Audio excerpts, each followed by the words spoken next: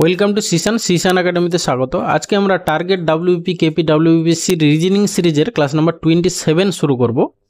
তোমরা যারা competitive exam preparation নিচ্ছ, বিশেষ যে কোনো কম্পিটিটিভ এক্সাম বা হচ্ছে কি এই ডাব্লিউপি কেপি বা ডাব্লিউপিএসসির যে সমস্ত এক্সাম যেগুলোতে রিজনিং থাকে, তাদেরকে বলবো অবশ্যই ক্লাসটা শেষ পর্যন্ত দেখো। এই টাইপের রিজনিংয়ের কোশ্চেন তোমরা পরীক্ষায় পেতে পারো।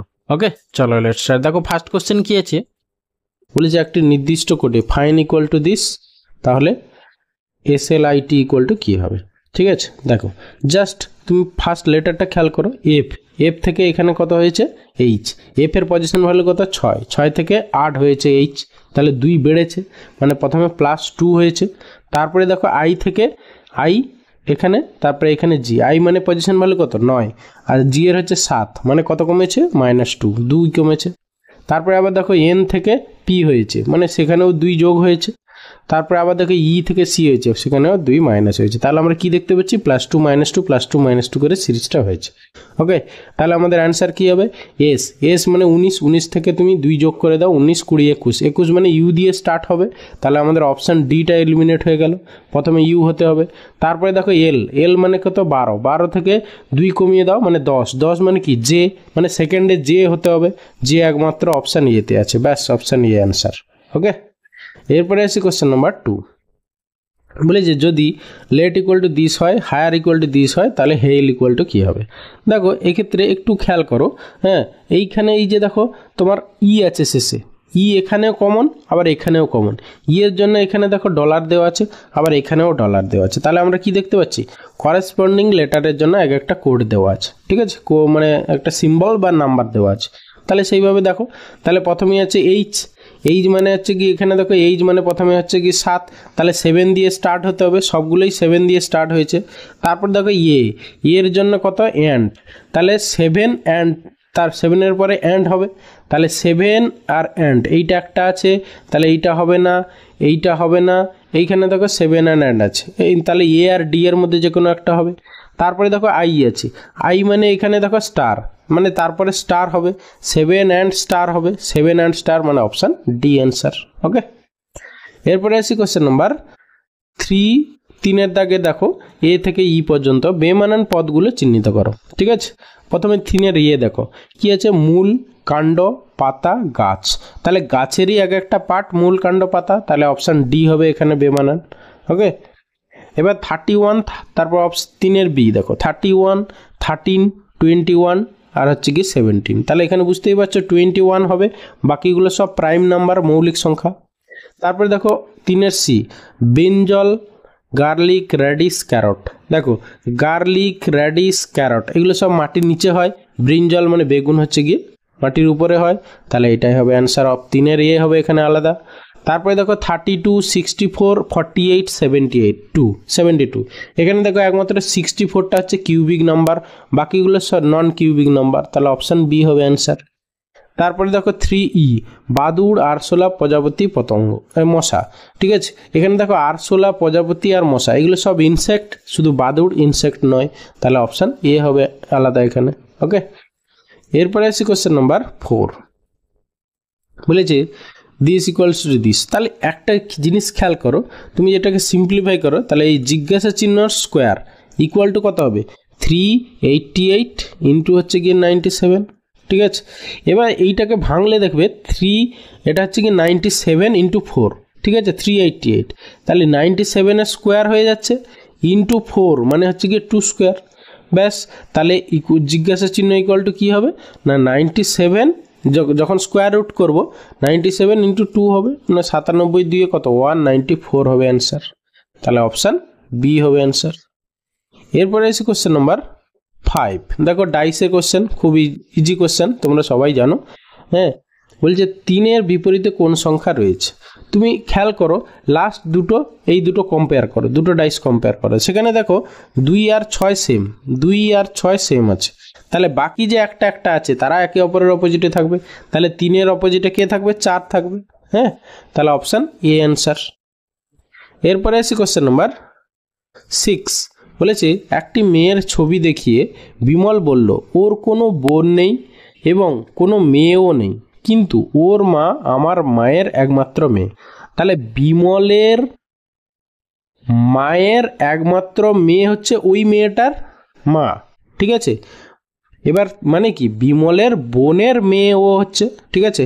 তাহলে চেয়েছে কি বিমলের মায়ের সঙ্গে ছবিটির মেয়েটির কি সম্পর্ক, তাহলে বিমলের মায়ের হচ্ছে নাতনি হবে মেয়েটা, তাহলে অপশান বি হবে অ্যান্সার। ওকে, এরপরে আসি কোশ্চেন নাম্বার 7। কি বলছে দেখো, যদি প্লাস মানে দিস হয় ইত্যাদি ইত্যাদি, তাহলে এইটা ইকুয়াল টু কত। তাহলে জাস্ট তুমি আগে মানে যার পরিবর্তে যেটা সেটা বসিয়ে দাও আগে।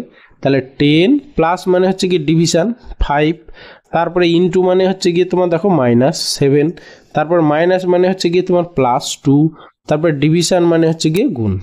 ওকে, তাহলে আমরা প্রথমে কি কি বদমাস রুল অনুসারে প্রথমে ডিভিশন আসবে, তারপর মাল্টিপ্লিকেশন, তারপরে সাবট্রাকশন অ্যাডিশন আসবে। তাহলে প্রথমে ডিভিশনের কাজ করে নিই, 5 2 10, তারপরে গুণের কাজ করে নিই, 3 2 6 হয়ে যাবে। তাহলে হচ্ছে কি আমাদের কত হলো, এখানে দেখো 2 -7 প্লাস হচ্ছে গিয়ে 6, 2 -7 প্লাস 6, ঠিক আছে। তাহলে 6 2 8 -7 মানে 1 হবে আমাদের অ্যান্সার, ঠিক আছে, মানে অপশান বি অ্যান্সার। এরপরে এসে কোশ্চেন নাম্বার 8। দেখো কি বলেছে, জিজ্ঞাসা চিহ্ন স্থানে কোন অংশটি কার্যকর হবে। জাস্ট দেখো এইটার মানে অপোজিট হবে আর কি, হ্যাঁ, এই ফিগারটার অপোজিট মানে কি এই রকম হবে আর এই দিকে এই রকম হবে, তাহলে এইরকম মানে অপশান বি হবে অ্যান্সার। ওকে, এরপরে এসে কোশ্চেন নাম্বার 9। কি বলেছে, এই একটা সিরিজ দেওয়া আছে, লেটার সিরিজ, ঠিক আছে, গ্যাপে গ্যাপে কোন লেটারগুলো বসালে একটা সিরিজ কমপ্লিট হবে। তাহলে একটু খেয়াল করো, আমরা সরি দেখো যদি একটু খেয়াল করি আমরা কটা লেটার আছে আগে গুনি, 1 2 3 4 5 6 7 8 9 10 11 12 13টা। তাহলে আমরা সেই মানে 4টে 4টে 5টা 5টা সেই ফর্মুলায় আসছে না। তাহলে আমরা যদি একটা বাদে একটা একটু খেয়াল করি, দেখো এইটা বাদে এই, তারপরে দেখো এইখানে আর, ঠিক আছে, তারপরে দেখো তোমার, আচ্ছা আমি এটাকে নিচে লিখে নিচ্ছি, ঠিক আছে, জেড এক্স, তারপর ড্যাশ টি আর, তারপর dash N L J dash F D, তারপর হচ্ছে ড্যাশ, ঠিক আছে। আচ্ছা আমরা যদি একটা বাদে একটা কনসিডার করি, দেখো this this this this and this and this. Okay, এবার দেখো জেড জেড থেকে কত কমেছে আমরা বুঝতে পারছি না, কিন্তু এই আর থেকে এন হয়েছে মানে কত, আর মানে 18, 18 থেকে 14 হয়েছে মানে -4, আবার দেখো 14 থেকে -4 করে 10 হয়েছে, আবার দেখো 10 থেকে -4 করে 6 হয়েছে।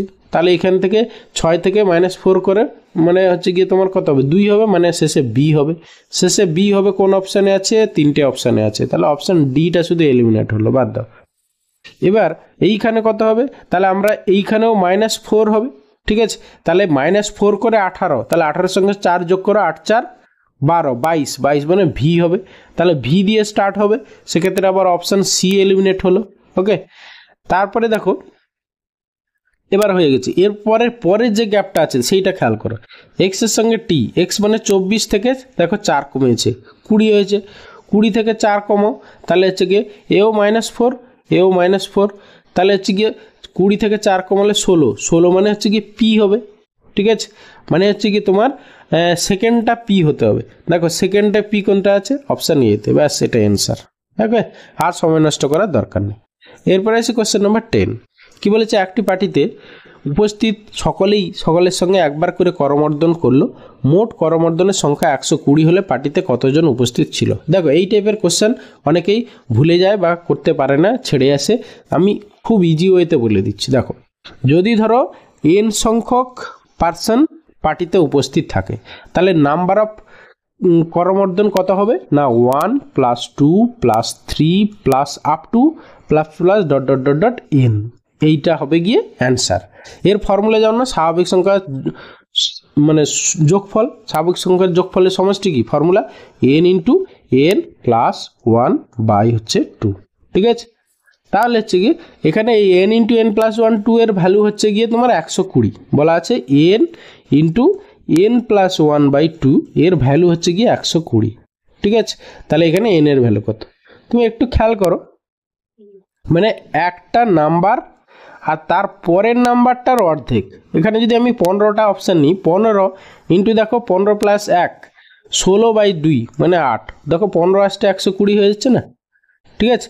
তাহলে নাম্বার অফ ম্যান ওই পার্টিতে উপস্থিত ছিল কত, 15 জন, মানে অপশান ইয়ে হবে অ্যান্সার। ওকে, নাহলে এখান থেকে তোমাকে দ্বিঘাত সমীকরণ করে এন এর ভ্যালু বের করতে হবে, সেটা অনেক টাইম সাপেক্ষ, সেই জন্য একটু তুমি অপশান টেস্ট করো, পেয়ে যাবে। ওকে।